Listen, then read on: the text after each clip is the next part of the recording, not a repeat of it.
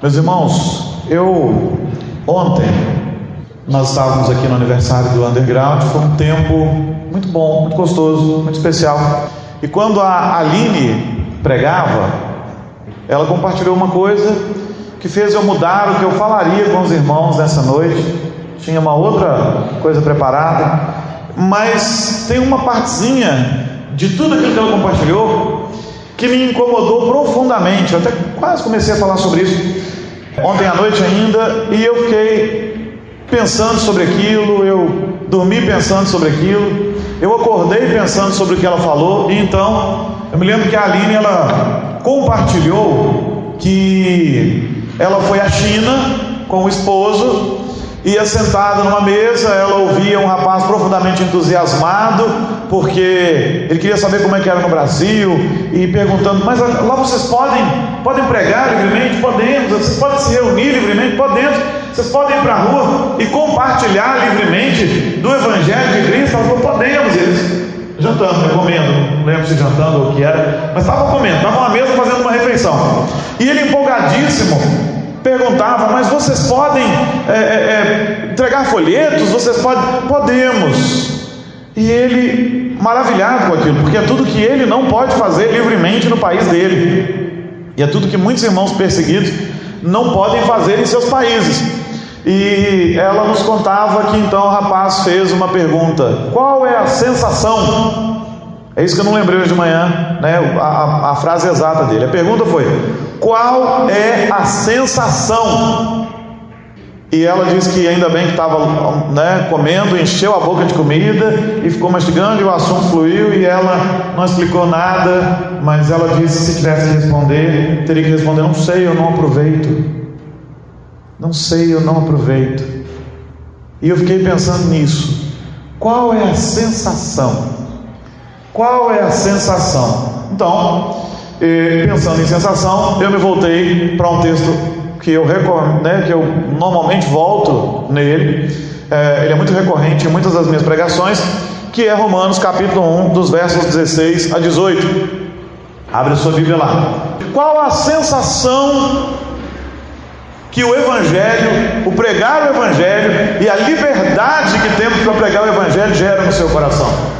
Essa pergunta que ficou martelando a minha cabeça de noite, de madrugada, quando eu orei outra vez. E eu fiquei: Senhor, eu preciso levar a igreja a refletir sobre isso. Qual é a minha sensação sobre o Evangelho, sobre compartilhar o Evangelho, e o que eu sinto quando eu compartilho o Evangelho? E se você não compartilha, você precisa refletir sobre isso.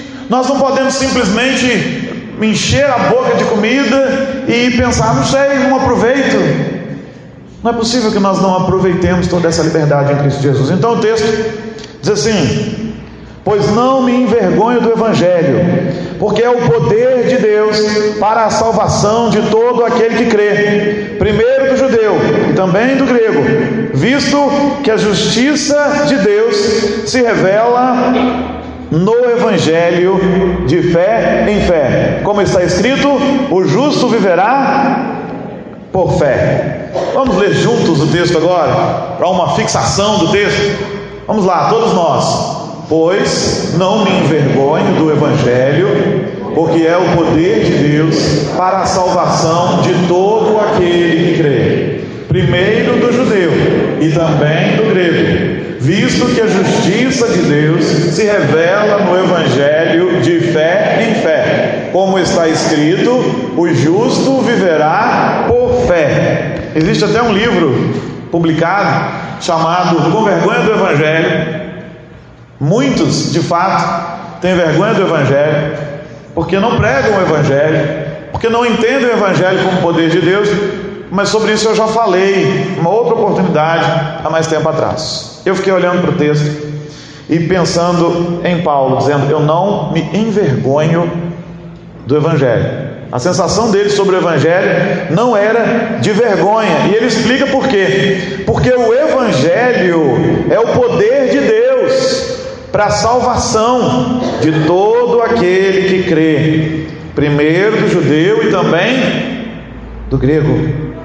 E ele ainda diz mais, ele diz que a justiça de Deus se revela no Evangelho de fé em fé, e como está escrito, o justo viverá por fé. O justo viverá por fé. Um versículo muito revolucionário para os irmãos que tocaram a reforma protestante no começo, né? Tocaram a reforma, e é muito pertinente para o ano que a gente vive, 500 anos de reforma. É bom a gente repensar algumas coisas. Mas o sentimento do Evangelho é o que ficou me incomodando. Paulo diz assim: eu não tenho vergonha do Evangelho. E eu fiz um exercício muito simples. Eu fui pensar nos antônimos de vergonha. Os antônimos da palavra vergonha. E aí, um bom dicionário, que é o pai dos inteligentes, nos resolve isso.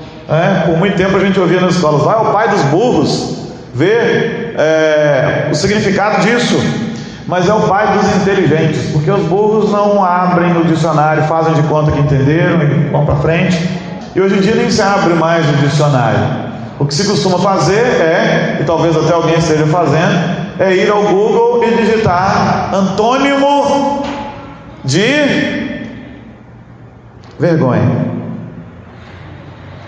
Antônimo de vergonha. E o antônimo da vergonha é alegria, regozijo, gozo, orgulho, exaltação, entre inúmeras outras palavras.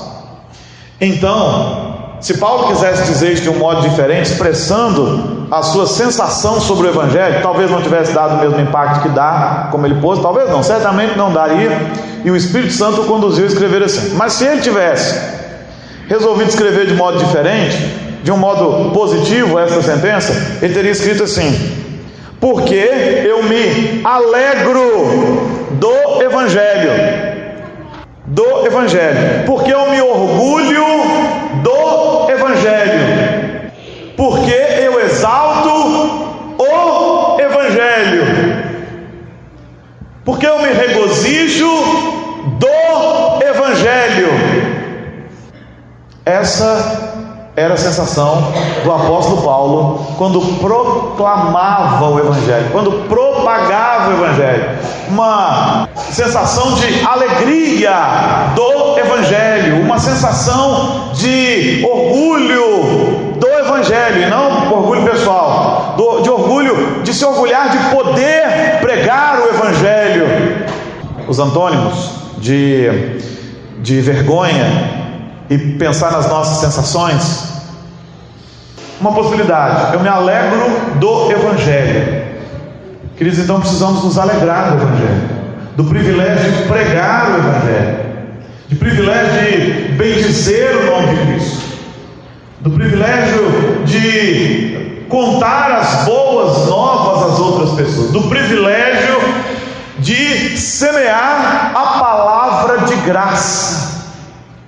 Pregar o Evangelho deve produzir em mim profunda alegria. Pastor, eu não sei, talvez de fato você não saiba, mas não por falta de oportunidade. Algumas coisas que eu fico pensando é que a igreja, essa igreja inclusive, ela nos enche de oportunidades para pregarmos o Evangelho. Quantas nós já tivemos ao longo desse tempo? Eu não tenho conhecimento das oportunidades anteriores, mas eu tenho certeza que elas existiram também. Quantas vezes a igreja produziu eventos? Eu quero a Deus mesmo, era um que já acontecia, já tinha acontecido 2 edições antes que eu chegasse. Era uma oportunidade evangelística. Com o tempo se tornou festa de crente. Não tem mais necessidade. Fazer festa para que o crente vá lá, pule, outros queiram oportunidade para tocar, aquele desgaste, nós também queremos tocar, não justifica, porque era uma oportunidade de você levar pessoas para conhecerem a Cristo, para conhecerem o Evangelho. Quando a gente orava lá na frente por elas, era a sua oportunidade de abraçar seu amigo e evangelizá-lo e compartilhar da graça com ele, Outras oportunidades inúmeras que nós já tivemos e temos. As EBFs são oportunidades para você ganhar os filhos e posteriormente ganhar os pais. Nós temos em Dionísio um fruto disso, um casal que é fruto disso, com suas 2 menininhas. Nós temos um casal que não era nem uma EBF, foi um dia de Dia das Crianças, não é isso?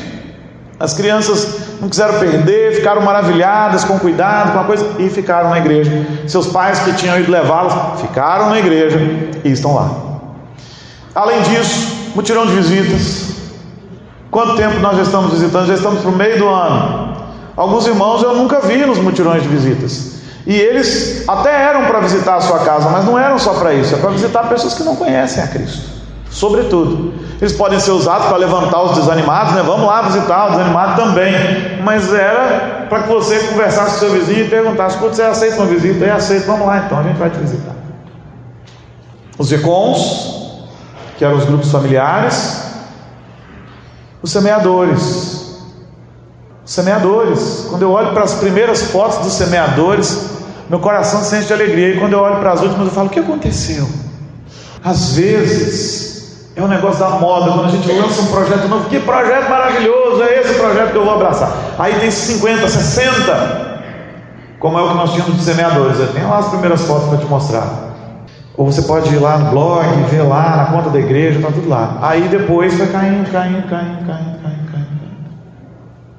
E você tem muitas outras oportunidades. E ainda que a igreja não criasse trabalhos para que você evangelizasse, nós como cristãos temos que entender que é alegria para nós evangelizar outras pessoas. Então precisamos fazer isso. Precisamos fazer isso. O outro antônimo de alguns que eu separei eu me orgulho do Evangelho, e não de mim mesmo, mas da palavra de graça do Evangelho. Será que é esse orgulho mesmo que todos sentimos do Evangelho? Porque às vezes quando vem a oportunidade e a declaração, né, de alguém, a pergunta, né? Você é um cristão? Aí vem a oportunidade da declaração, sim. E talvez a próxima pergunta fosse: por quê? E aí você pudesse compartilhar. Mas às vezes, você é um crente? Sou. Com uma timidez. Você não tem uma doença, você tem a cura das doenças desse mundo. Você não tem uma doença, você conhece o antídoto para a pior de todas as doenças que assolam esse mundo, que é o pecado. Orgulhe-se disso. Qual a sensação dessa liberdade? Tem que ser de orgulho, porque muitos se orgulham em morrer por Cristo, sendo perseguidos, e nós somos livres. Temos que compartilhar, temos que nos orgulhar. É um privilégio, e você precisa provar esse privilégio da alegria da graça, de ver alguém se rendendo aos pés de Cristo, ver alguém se derramando aos pés de Cristo. É tão maravilhoso quando a gente compartilha o Evangelho e você pergunta a pessoa: você já ouviu isso? Não, nunca ouvi. Você deseja isso? Desejo. Você vai abrir seu coração? Vamos fazer aqui uma oração em que você abre o seu coração para Cristo e Ele entra no seu coração e a pessoa diz sim. E muitas vezes com lágrimas nos olhos ela termina aquele tempo de aconselhamento com você. E é claro que não acabou, agora tem um discipulado. Mas que coisa maravilhosa, que coisa tremenda, que coisa fantástica. Alguém nasceu de novo em Cristo Jesus, e a graça é dele, o mérito é dele, a obra é do Espírito Santo, mas eu fui o instrumento. Querido, isso é para gerar alegria no nosso coração. Qual a sensação de poder testemunhar de Cristo com liberdade? Tem que ser de alegria do Evangelho, tem que ser de orgulho do Evangelho, tem que ser de exaltação do Evangelho, tem que ser de júbilo. Uma das palavras mais fortes que se contrapõe à vergonha é júbilo, alegria indizível pelo Evangelho, que muitos provaram quando creram em Jesus e queriam compartilhar para todo mundo. Estou feliz, estou alegre, e depois é aquela história, vai deixando arrefecer. E outros talvez não tenham provado, porque cresceram no ambiente da igreja, mas precisam provar este júbilo do conhecimento de Cristo e da sua graça. Precisa, querido. Se a sua resposta a essa pergunta for: eu não sei qual a sensação dessa liberdade de poder pregar Cristo, você precisa conhecer essa sensação. Um cristão não pode morrer sem conhecer a sensação de alegria, de júbilo, de exaltação, de orgulho, de felicidade, de entusiasmo, de êxtase, da liberdade de poder pregar Jesus. O cristão não pode passar pela peregrinação aqui nessa terra, indo para Jerusalém Celestial, sem conhecer esse privilégio. E por que às vezes é tão difícil?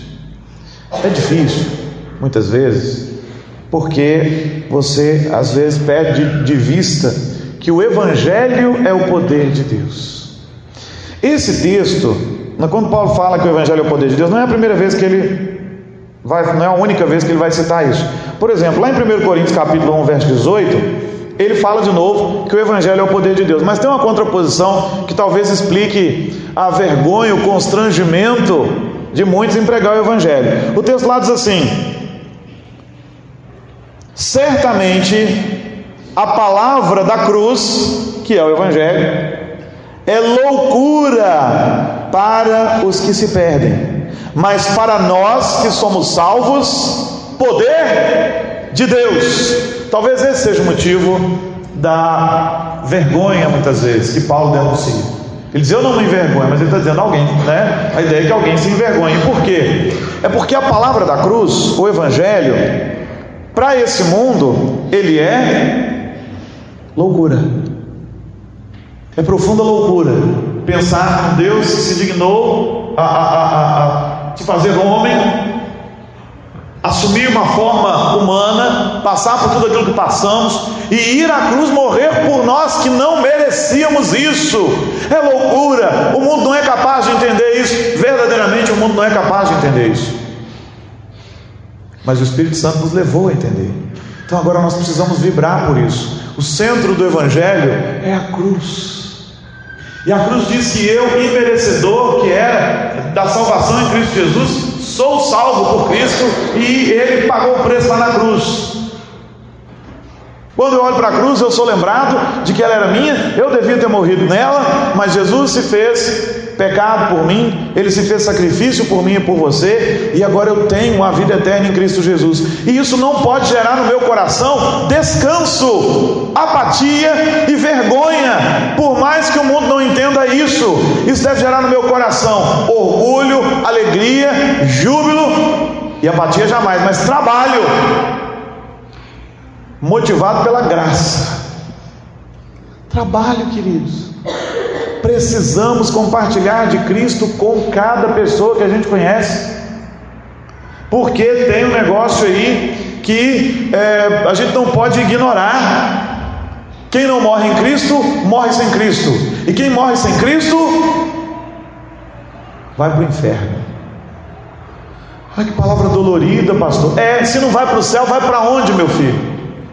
Para o inferno. Dói, mas eu não posso simplesmente ser negligente, não compartilhar com um parente, não compartilhar com um vizinho, não compartilhar com ninguém. Mas rirão, sim, rirão. Muitos rirão, mas eu não posso simplesmente me envergonhar do Evangelho. Compensa pregar o Evangelho e sofrer o vexame, porque o Evangelho de Cristo em meu coração, quando eu sou um crente em Cristo Jesus, é maior que o vexame. Nós entregamos Bíblias, e quantas vezes nós ouvimos: eu não quero isso, mas vale o vexame. E nós não ouvimos recentemente, descendo lá a Serra do Lar em Dionísio, por exemplo: nem precisa passar na minha casa, porque eu não quero esse negócio. Bêbado, pobrezinho, perdido, precisando de luz. Não é pessoal, é espiritual. Era o diabo tentando nos fazer desanimar, mas vale a pena receber esse vexame, porque o Evangelho de Cristo é muito maior do que isso. O Evangelho de Cristo é muito maior do que isso. Ouvimos de senhora: eu não quero. Tudo bem, a senhora não quer, mas a senhora podia querer, é a Bíblia, é igual, né? Não quero. Ótimo, a senhora não quer, Deus abençoe. Mas já tive experiências também piores do que essa, a de compartilhar o Evangelho todo com o coração esperançoso de que a pessoa cresce, e ele dissesse assim: eu não quero fazer esse compromisso agora, não quero esse compromisso, não quero isso. E daí? E daí que nós vamos continuar falando, porque o Evangelho é maior do que qualquer negativa desse mundo. É sim, é difícil para este mundo entender a cruz, ela é loucura para eles, e só o Santo Espírito nos leva a crer. Era loucura para nós também.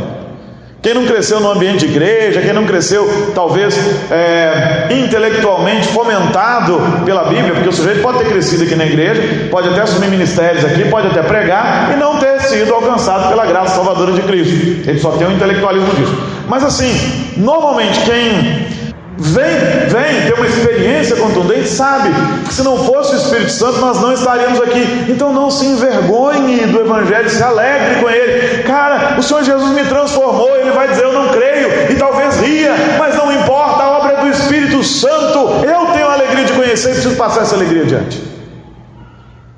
Qual é a sensação dessa liberdade? A sensação dessa liberdade deve ser regozijo, alegria, êxtase, júbilo, orgulho, que redunda em ação. Por quê? Porque o Evangelho não é qualquer coisa. O Evangelho é a salvação, é o poder de Deus para a salvação de todo aquele que crê. Mas uma coisa fica estabelecida aqui: é preciso que o Evangelho seja pregado, porque a justiça de Deus se revela no Evangelho, na pregação do Evangelho de fé em fé. E o justo viverá por fé, crendo na cruz. Sua fé tem que ser posta em Jesus, e a pregação é o meio. Em alguns momentos isso fica muito evidente nas Escrituras, que a pregação é o meio. O mesmo apóstolo Paulo vai nos dizer o seguinte, que a fé, ela vem pela pregação do Evangelho. E tem mais: muitas vezes, mesmo com os milagres manifestos, as pessoas não creem. Quarta, nós estudávamos sobre a passagem da ressurreição de Lázaro. Apesar do milagre manifesto, inequívoco, muitos não creram, porque não é o milagre em si que vai salvar. Ele pode abrir seus olhos para você entender: Jesus é o Senhor, mas não é Ele quem vai salvar, é o Evangelho.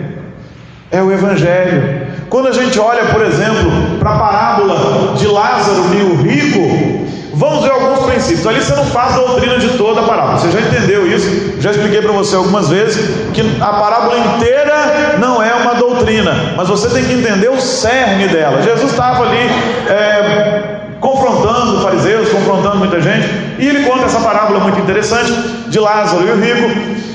Nós sabemos a história. O rico morreu, foi para o inferno.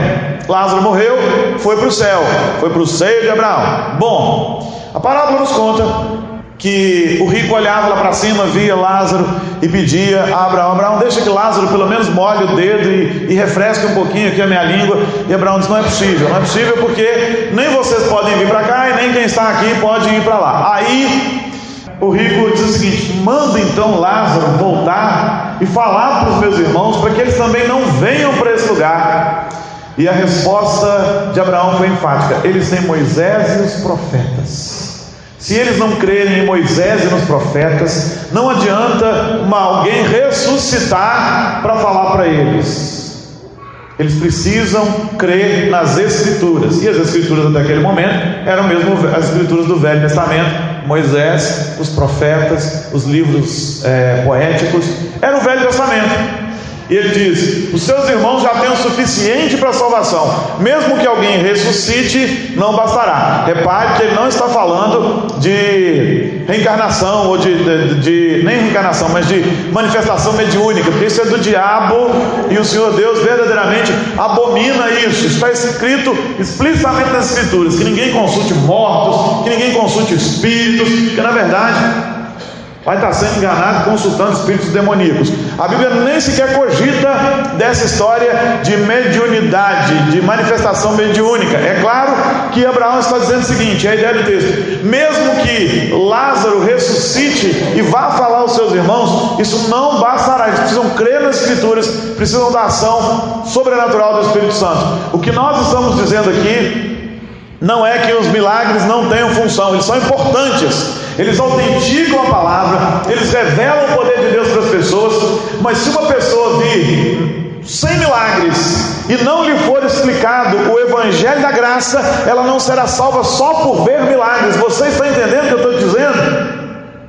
O sujeito pode ver milagres acontecerem aqui diariamente, mas em algum momento alguém precisa se sentar com ele e pregar o evangelho para ele, e ele precisa crer no evangelho, e ele precisa receber o evangelho, e depois ele também vai pregar o evangelho. Então precisamos pregar o evangelho, igreja.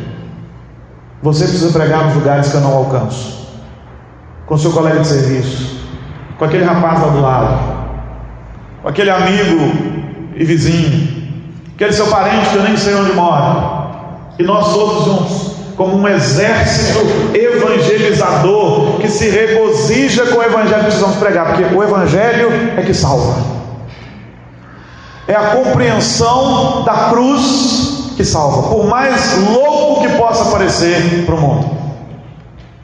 A minha fé não é louca, o mundo acha que a minha fé é louca, mas ela não é. Eu sei o quanto ela é lúcida.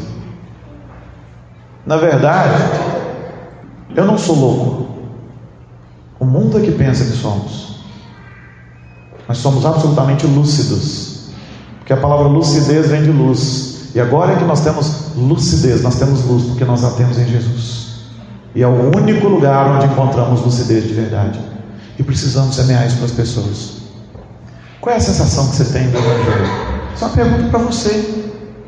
Você vai participar do evangelho demonstrado nessa noite, que é a Santa Ceia do Senhor. Você vai participar do evangelho ilustrado, demonstrado, através do pão, através do vinho. E você precisa compartilhar este evangelho. Qual é a sensação? Você se encolhe? Você se envergonha? Nós não podemos ter vergonha do evangelho. Antes, precisamos nos orgulhar dele, nos alegrar com ele, jubilar pelo evangelho. Deus falou comigo, o Senhor Deus me salvou, ele me salvou e ele me resgatou, ele me tirou do império das trevas e me trouxe para o império da sua maravilhosa luz, e eu quero compartilhar isso com você. Se rirem, que riam, não leve para o pessoal, é um negócio espiritual.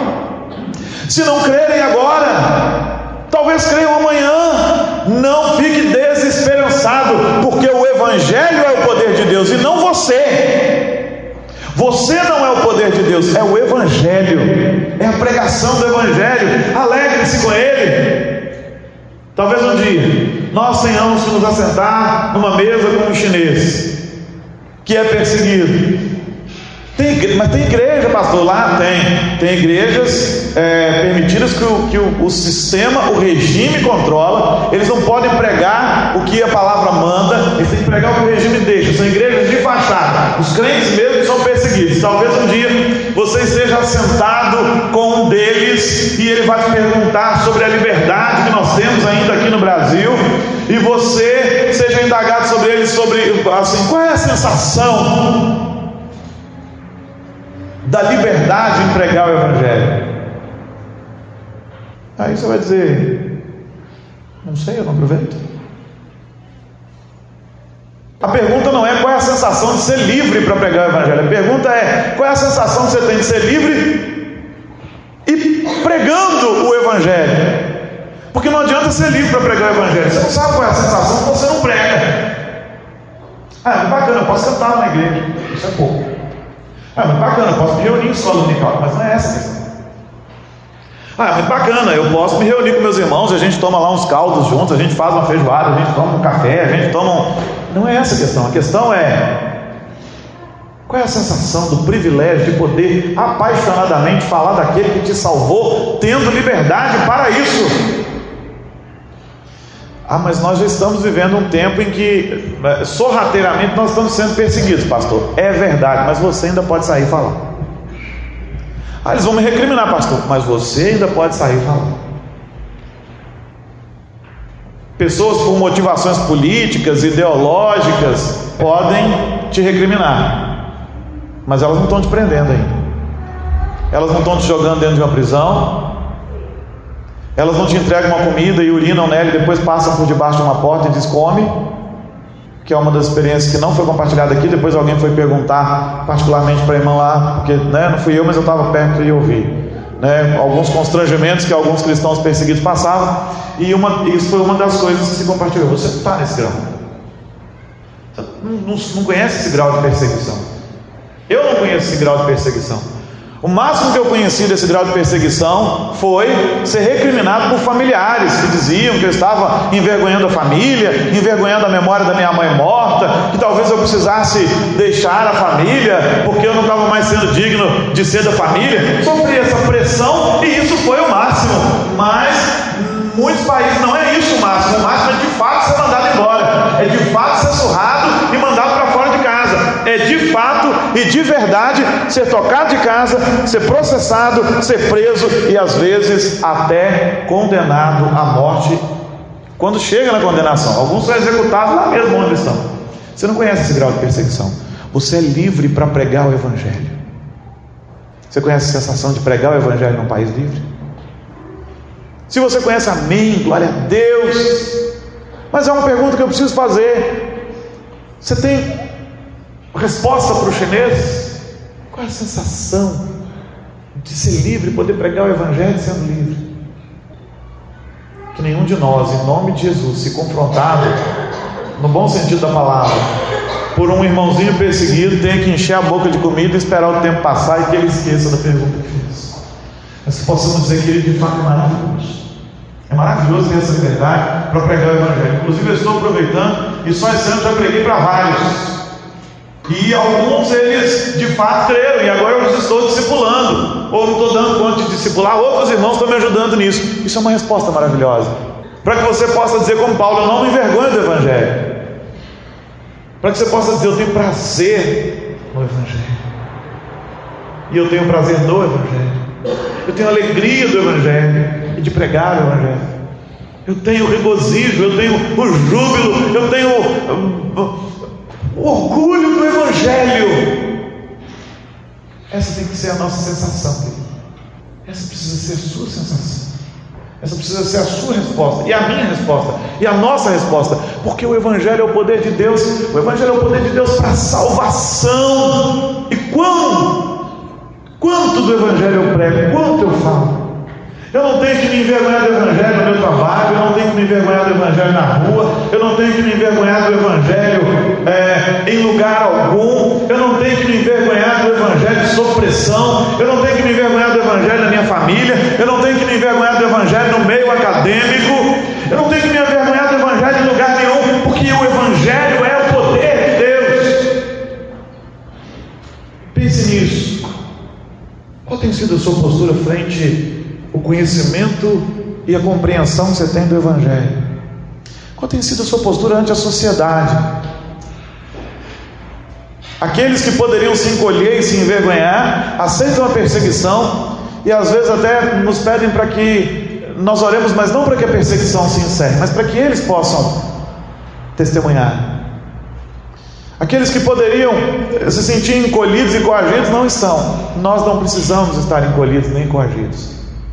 Qual a sensação de poder pregar livremente o Evangelho? Pastor, eu não sei, pastor, eu não conheço. Então você precisa conhecer. Eu conheci um pastor que depois de mais de 50 anos, não sei quantos anos de ministério, estava jubilando um dia dizendo: oh, que maravilha, eu hoje tive a sensação de poder ter trazido uma alma a Cristo. Anos e anos de ministério. E depois dos seus 50, acho que quase 60, é que ele pôde dizer: eu tive o privilégio de trazer uma alma para Cristo hoje, depois de 60 anos de vida, quase 60 anos de vida.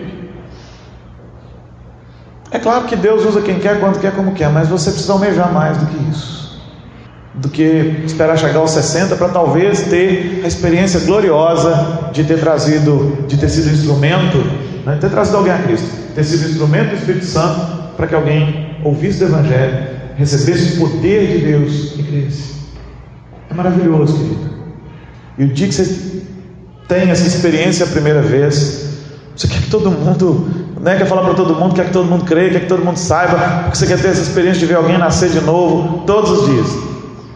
Porque a única experiência que se sobrepõe a essa é quando a gente crê. A única experiência que se sobrepõe à experiência de ver alguém nascendo para Cristo, com lágrimas nos olhos, se entregando a Cristo, a única experiência que se sobrepõe a essa alegria é a alegria de a gente mesmo crer, quando a gente mesmo crê. E é tão maravilhoso, né? Pense nisso, querido. Qual é a sensação da liberdade de pregar o Evangelho? Qual é a sensação de ser livre e estar pregando o Evangelho, sabendo que você não vai ser preso, que você não vai ser coagido, que você não vai ser torturado, que você não vai ser nada? Antes, pelo contrário, você pode falar. Pode ser que alguém ria, pode ser que alguém ridicularize, mas você está livre. Se aquele não quis ouvir, você pode só bater o poeiro do pé para frente e falar para o próximo que está vindo ali. Qual é a sensação? Peço ao Espírito Santo te dê a alegria do Evangelho, o regozijo do Evangelho, o gozo do Evangelho, o júbilo do Evangelho, o orgulho do Evangelho. Prega a palavra, insta, quer seja oportuno, quer não, fale às pessoas. Peça a Deus sabedoria, mas fale, compartilhe, pregue, viva a graça. Porque às vezes as pessoas pregam sobre a graça com cara de desgraça. E alguns até atrapalham. Não é incomum no ministério da gente que a gente esteja às vezes trabalhando com uma pessoa e vai um irmão lá e com as suas atitudes atrapalhe tudo aquilo que você está construindo por dias. Querido, viva a graça e não a desgraça. Tem gente que vive a desgraça. Mesmo aqui nesta cidade eu tive e tenho tido experiências, e a gente está trabalhando com uma pessoa, construindo ali, né? Eu já tive essa experiência algumas vezes, construindo um relacionamento, construindo a respeitabilidade, pregando o Evangelho, falando para a pessoa, e aí um irmão, que não importa quem, nem de onde, nem como, ele chega lá e vivendo a desgraça, ele faz tudo aquilo desmoronar. Aqui não era escolhido, pastor, e é você que sabe disso. Deus que sabe. O que eu sei é que nós não podemos ser pedra de tropeço. Jesus tem uma repreensão muito forte sobre isso, que nós não devemos ser o tropeço para os outros, a causa de tropeço para os outros. Qual é a sensação, querido? Pense nisso. E vamos orar ao Senhor para que Ele te entusiasme, para que Ele te empolgue, para que Ele te encha de júbilo e de alegria. Eu quero falar, para que você saia desta igreja dizendo: eu quero a sensação do júbilo, da alegria, eu quero poder responder positivamente a esse chinês. É maravilhoso, querido. Você precisa ir lá, você precisa conhecer, você precisa poder provar essa liberdade. Você vai ver que alegria, que maravilha, que bênção é poder ter a liberdade para pregar o Evangelho ali na esquina, ali no meio da rua, em qualquer lugar, na praça, em qualquer canto que seja. Que alguém até pode dizer: nesse ambiente que você está, você não pode fazer manifestação religiosa. Manifestação religiosa não pode, mas conversar sobre Cristo eu posso. Particularmente com as pessoas eu posso. Ainda posso. Que a gente aproveite esse dia. Até por uma razão muito simples.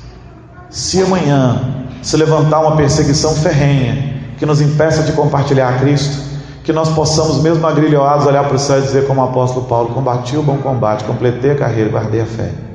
Estou preso aqui, mas enquanto livre estive, fiz tudo que podia.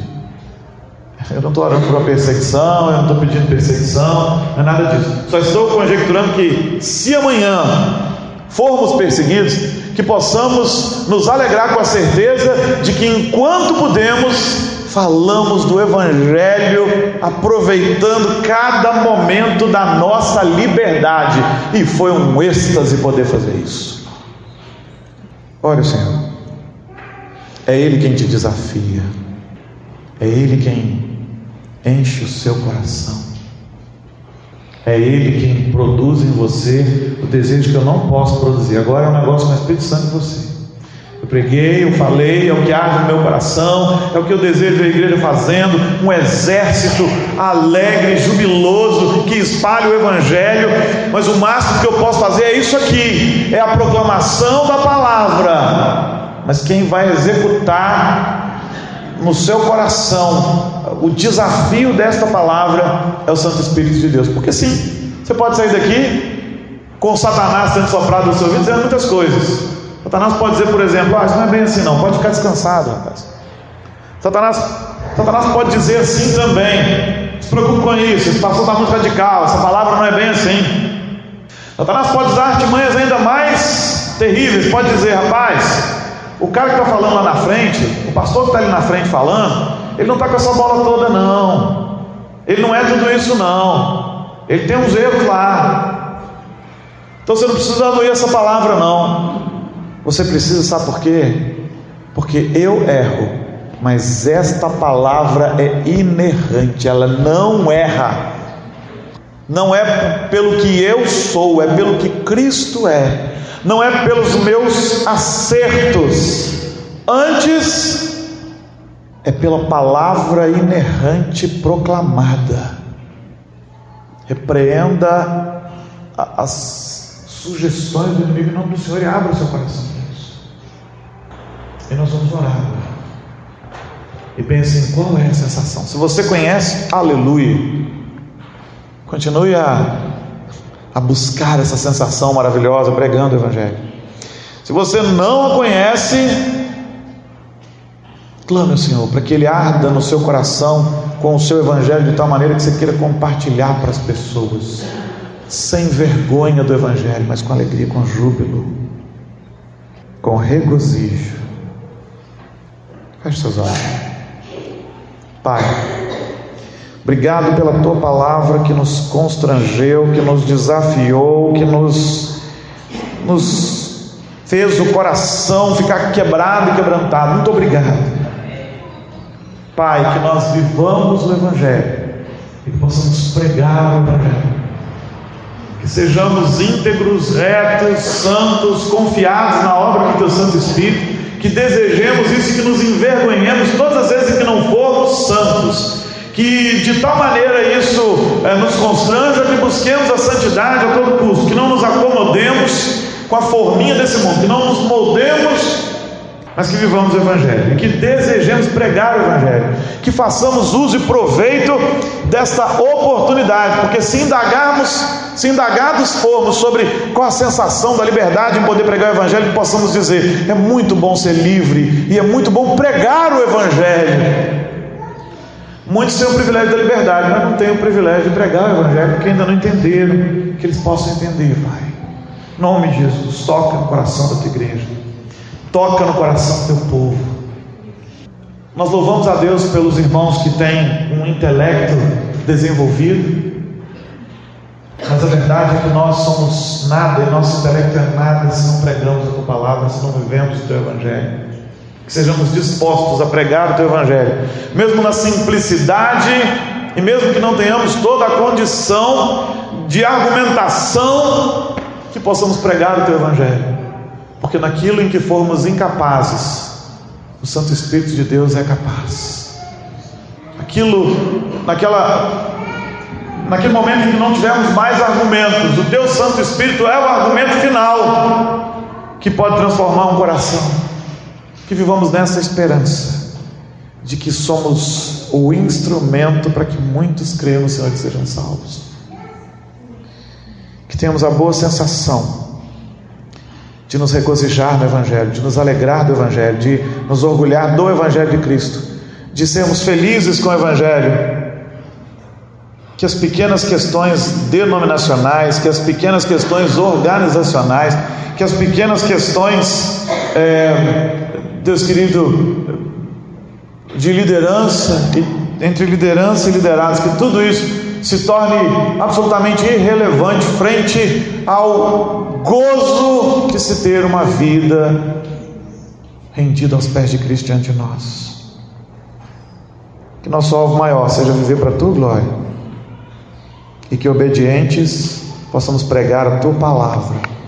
Pai, que seja assim, para a Tua honra e para a Tua glória, em nome do Senhor Jesus. Amém, amém, amém e amém. Que o Senhor nos abençoe poderosa, ricamente, grandemente. E agora...